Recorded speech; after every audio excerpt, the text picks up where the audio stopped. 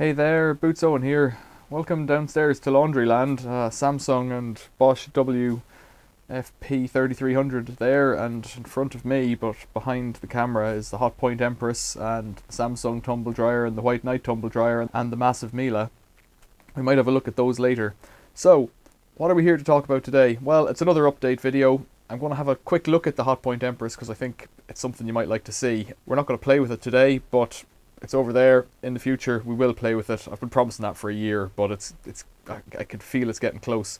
The other thing is the big Miele that's behind the Empress. I've gutted a Miele, I don't know, a standard washing machine, one that you've seen in videos before. It was outside, I was chopping firewood, and a piece of firewood shot straight through the glass door of the washing machine, ruined it.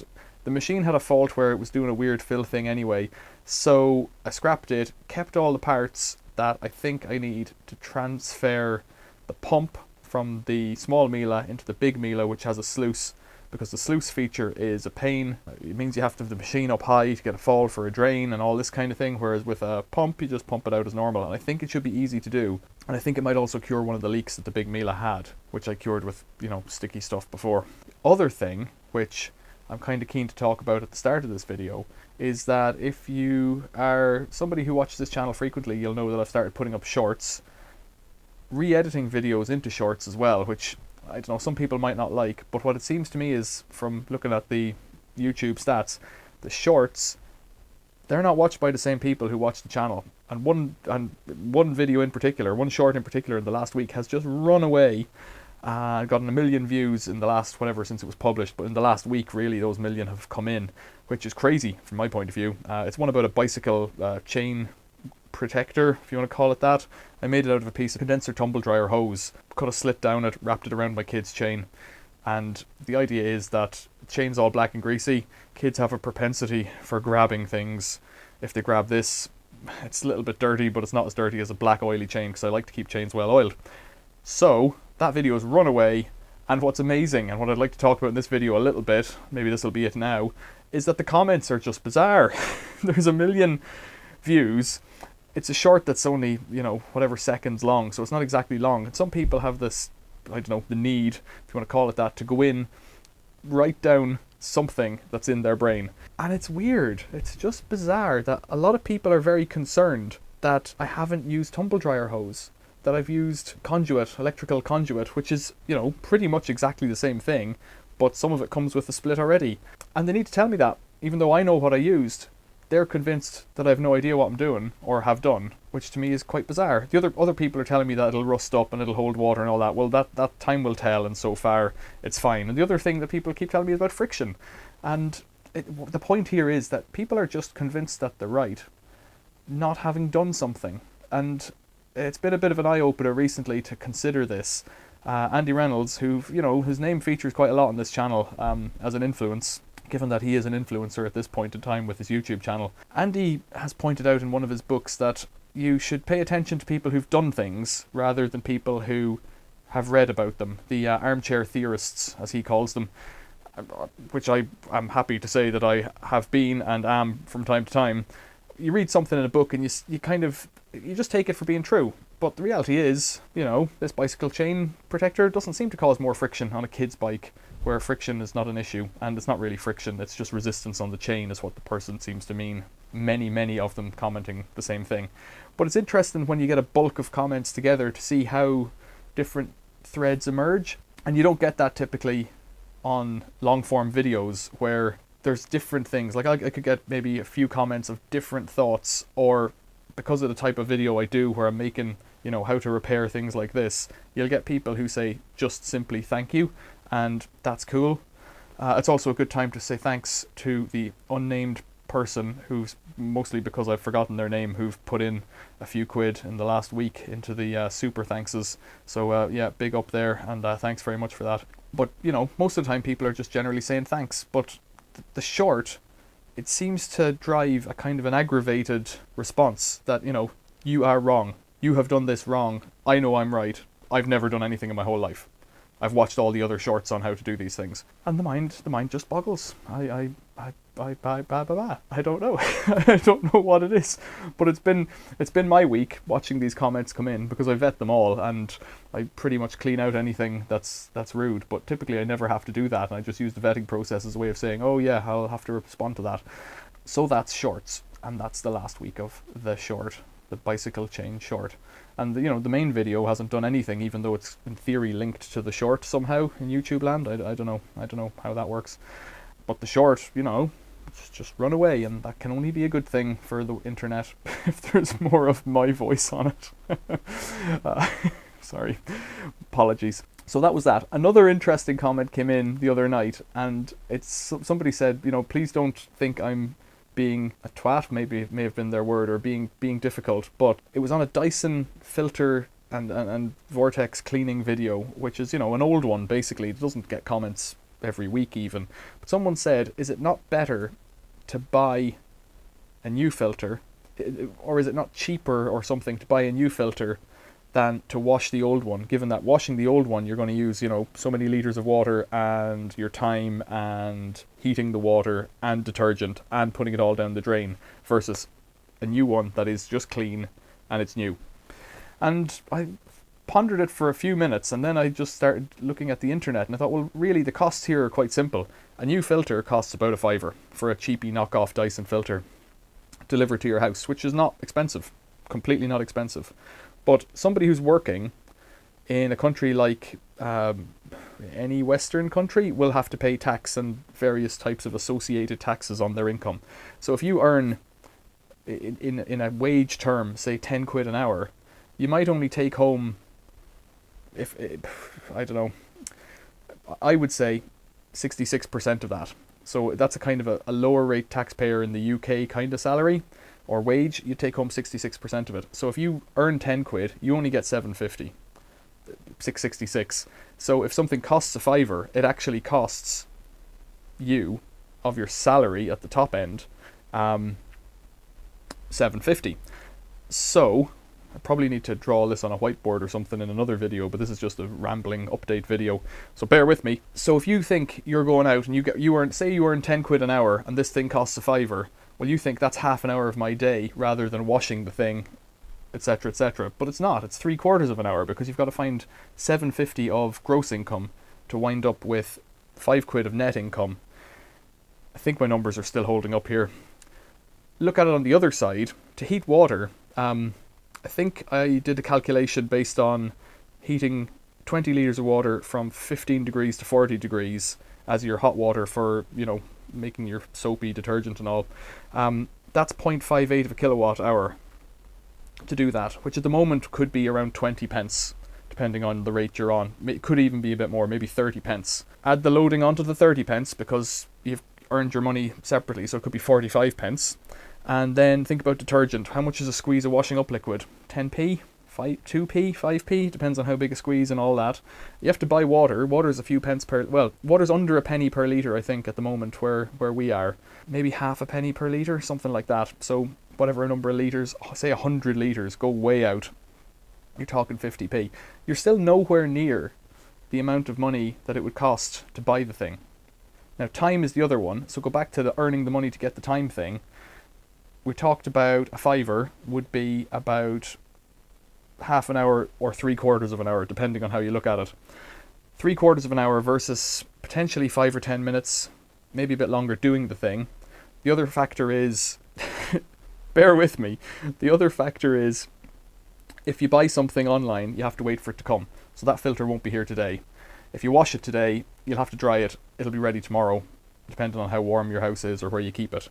The other thing is, if you get water from a well, or if you capture rainwater or something like that, as I've been trying to do recently, and you heat it with solar energy, or using a solar water heater, or you don't heat it at all, or you boil it on a wood stove where you haven't paid for the firewood, or something like that, you could have a zero cost, apart from the detergent, which, is still only 5p. So you suddenly come into this different balance of things where one can be a lot cheaper than the other, but it all depends on not working for your money, just working to do the thing that you need, which is a different concept, because it's not where I come from. I come from a world of going to work, making money, spending it.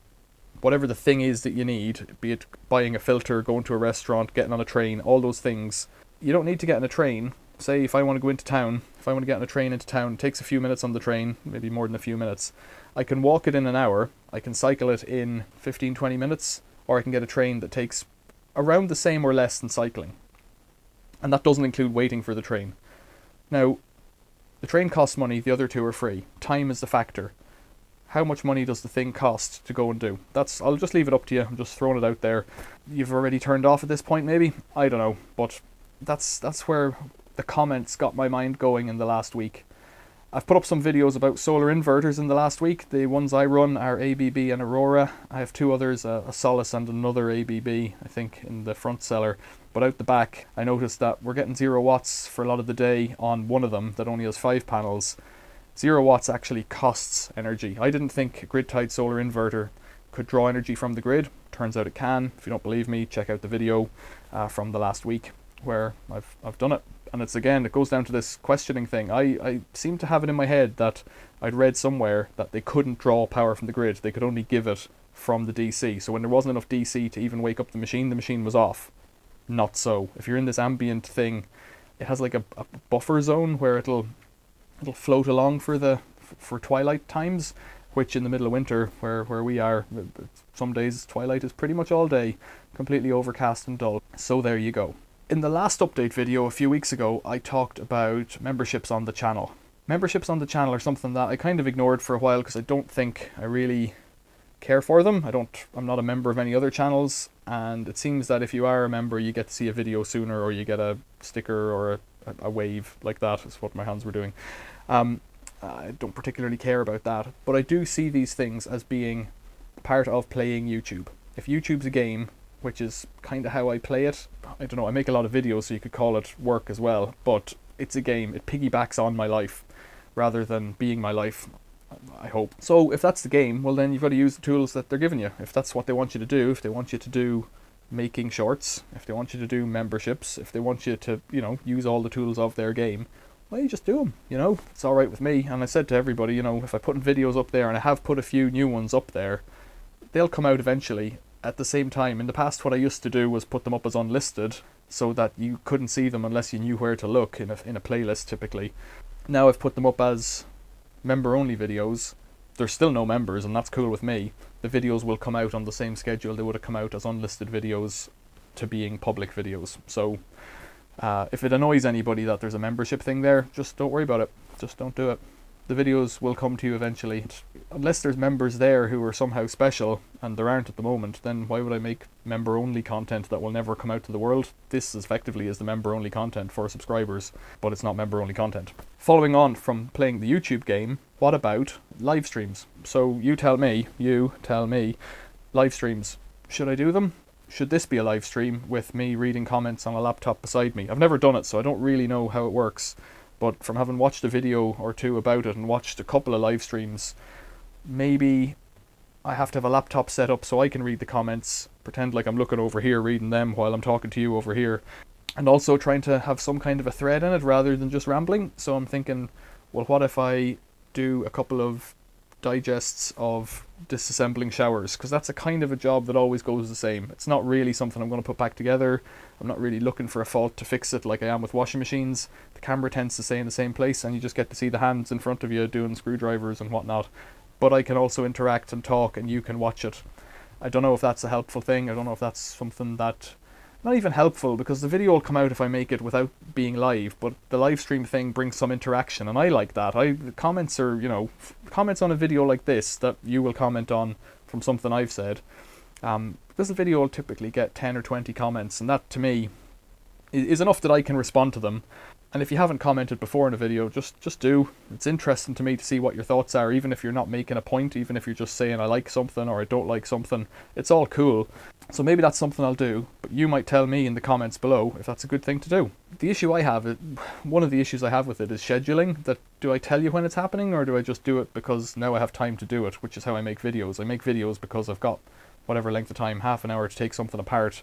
I'll set up a camera, record a video, and then I'll edit it potentially weeks later, depending on what it is. Whereas with a live stream, it's happening. It's on, and it is what it is. I've watched Matthias Wandel's live streams occasionally where he's done them as impromptu Q&As because he's got so many subscribers. There's always somebody online. So if you have too many people, the comments just go mental. If you don't have enough people, well, there's just nothing going on. And that's okay, because if you're just doing a shower, taking a shower apart, I mean, then there's something to watch, even if there's no comments, there's no interaction. But on a video like this, equally, I'm just talking to, potentially, a camera in front of 2 washing machines. So, is anybody listening? Who knows? Has anybody watched the whole video? Who knows? So that's what's been happening, and what I've been thinking about for the last week. What's coming up in the future? I've mentioned in the last update video, there's a washing machine outside waiting to be smashed. It's the middle of winter. I have no interest in doing it right now. It's cold and yuck. Nice sunny day is the day to smash a washing machine, when you can chill out and smash a washing machine and make a nice video. So that's on the way. I was out for a walk yesterday. I saw 2 washing machines on the road. One had the motor stripped out, and I might have taken it. It was an old Beko. Might have taken it if the motor hadn't been stripped out, because without a motor, what are you going to do? It's not going to smash. It won't turn. The other one, I can't remember what it was. Maybe a Candy? You know, I could take washing machines all day long if I can find 2 every day. I don't need that many washing machines. Let's stop the waffle now and look at some of the things that I would like to make videos of. So I mentioned the Hotpoint Empress and the big Miele. Let's turn the camera around and have a look at them. So then over here behind the tumble dryer is a box of bits from the Miele, and then up on top of the Miele is the pump, which I think should just fit. I think this thing, that door there, which has the sluice in it, I think it's designed to be the same size, that it should just fit this pump. Time will tell. It's a completely unnecessary job for me to do, really, but, well, on a 20-year-old industrial washing machine, it has laundry still stuck in it. Somehow that got lost off the last wash. There you go. It's a wonderful machine. It's just an amazingly massive thing. Way too big. Instead of, most machines are 600mm wide, 60 centimeters or 2 foot wide, and generally on a 2 foot by 3 foot, 3 foot high, 2 foot wide, 2 foot deep. This one is 750 wide, so it's 2.5 foot, so it's just bigger in every way. But it's still only a 6 kg washing machine, I think. I need to do a bit more playing with that, I think, because it's a cool machine. There's shorts of that online, and they seem very popular. Now, before we get to the end of the video, let's have a look at this thing. This is a Hotpoint Empress. It was, in its day, the luxury in washing machines before washing machines went automatic.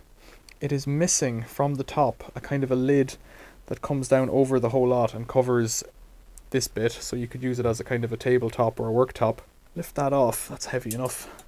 An enamel pot lid, I would call it. Put that down there. It's got a rubber trim all around which has perished, but I'm sure I could get something similar. Got a couple of books on it, all about washing and how to use your Hotpoint Empress washing machine. So this is probably the best way to describe it straight off. It has a wringer which is underneath, and then it has all these features which you could probably press pause and have a look at if you want. When I got it, the wringer was attached firmly to the top on this thing here, and it was a wonder whether it would come off or not. It's made out of some kind of pot metal or some kind of zinc mixture which has corroded a little bit there, but what are you going to do? We've got corrosion over here as well along the back. You know, this thing's 60 years old. This is a little aluminium shelf. It slots into the back, and so whenever you're using the wringer, this catches and drains off into your sink if you've got a sink at this height adjacent to it. The guy who sold it to me told me that this thing was made by his brother. It's a fabricated or folded up piece of aluminium that's just riveted quite well. Down in the machine there's a hose which has completely perished, and that's the drain hose, and it plugs in to that hole there, and when you turn on the pump, it pumps the water out. So the pump drains from somewhere underneath. Let's have a look. I think this agitator just lifts up. Yeah, the pump drains from the mesh down there. There's a little screen, and then pushes the water out through here, and then you have to put a hose on that and into your sink to drain it off. And this is the element, and whenever I tested it, it worked, so that's quite amazing. The shaft is a bit loose, but, well, it is what it is at this point. So yeah, quite an element, and it came on when we plugged it in before. You can see it has a nut. Maybe you can't. Yeah, you can. You can see there's a nut there on the bottom, and there's a thread, like that thing. It's the zinc on it, or aluminium or zinc. It's so bad in there, that nut, that if we tried to take it apart, let's zoom in a bit, I think we'd end up destroying it in the process of getting it apart. So I don't want to do anything to this machine other than play with it.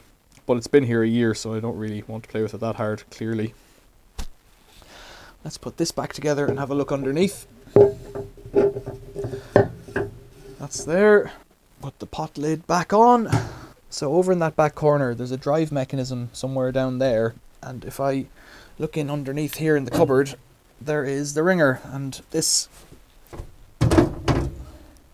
shaft on the bottom here fits into that. And there's something in there that turns and causes a shaft in a gearbox here to turn. And you've got a lever on the side to choose in or out. And you've got a safety fellow there. I don't think the ringer is original to this machine because it's a slightly different colour, but that might be fading paint or something else. But the rollers don't seem to have perished, so we might give it a go. That snaps shut. You've got a couple of buttons. You've got a red button and a green button. You can hear it clicking in. So I think green is on and red is off. And this is a driving lever. I don't remember which bit it drives, but it drives either the agitator or the fellow up on the back there, the shaft on the back. And this guy here is the heater, so you can turn it from off up through, what would that be, 1, 2, 3, 4 marks, but there could be 5, 6 marks up to boil. I'd love to see it boiling, really. And there's a little red indicator, presumably a neon in there. 1960s, I don't know, would it be a neon? There you go. That's around the back. I don't think anything really. The cable's just wrapped up around the back. And there's a nameplate on it. Let's have a look at that. AEI Hotpoint Limited, 33 Grosvenor Place, London, SW1, is it maybe? We've got a CL702035 and British patent numbers and 230 volts. 300 watt motor, the heater's been rubbed off, and 50 cycles, so 230, 50 cycles, so UK voltages. There's some other words at the bottom there. I think maybe it says made in Great Britain, right at the very bottom. Can't quite make it out. It's clearly suffering from corrosion on the back there. That's the strip that's been screwed on, and he said you could just unscrew it, but what's the point? It's been painted, so it would have had a black trim and a white enamel top. You can see it there. Oh, he's just used the same screws. So the screws there, but there's also screws here, so you could take the top off it. But it's been painted, so a kind of a creamy colour off the white. That's just dirt. I don't know what that's from. It's probably just from being sitting in his house for so long. He was a bachelor man, I think, who'd inherited everything from his mother, presumably, and his father, but I think his mother must have outlived or survived his father. And so he inherited all this gear and presumably used it, but was moving out of this house at this point in time, and, you know, didn't need the house itself, you know, he didn't need all this stuff. I got a spinner from him as well. So you've seen the spinner, I think it's the Hotpoint 1012 spinner. You'd wash it in here, agitate it, ring it through, and then put it into the spinner to spin it, and then I think, yeah, he had an old dryer that I got as well. The dryer was more interesting than this, but it was too good, and I sold it on to a collector. Basically, I think made my money back on it. I don't know that I made a profit. I don't think I made a profit on it, but I just thought it was too good for anything, and I didn't want it. A really old service tumble dryer. There's a video of that somewhere too. What would you like me to do with this Hotpoint, other than the pile of towels that's here? Put in a few of those and give it an agitate and try it. What my plan is to move it from where it is over to where the Samsung is, because then it'll be beside this for pumping out and ringing. I also need to find a hose that will mimic that hose that's there, because that hose has just gone hard and brittle. It won't plug in. You just need to kind of push in a rubber fit, and then the water pumps out through it. And if it leaks a bit where it's pumping out inside, it just falls back in, so it's not critical. But there you go. So I'm back over here again. What sort of an update video was this? I told you a bit at the start, and then I had a look at my current laundry setup and future projects in the cellar, rather than out in the garage where other kind of more dirty projects happen.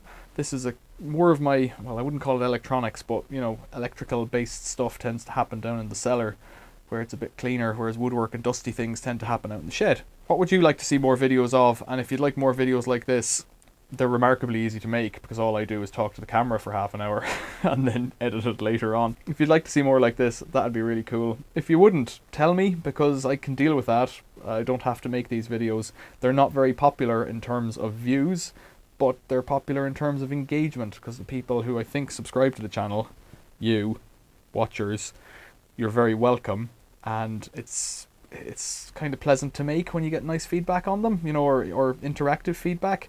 Whereas a video that's been up for years and years in some cases and just gets thanks every so often, there's no real interaction there. It's just, you know, I appreciate thanks all the time, you know, it's welcome. But there's nothing more to it really. So you tell me what you think in the comments below. And I presume if you're watching this, you've subscribed. But if you haven't, you know, cheers. And thanks for watching. See you later.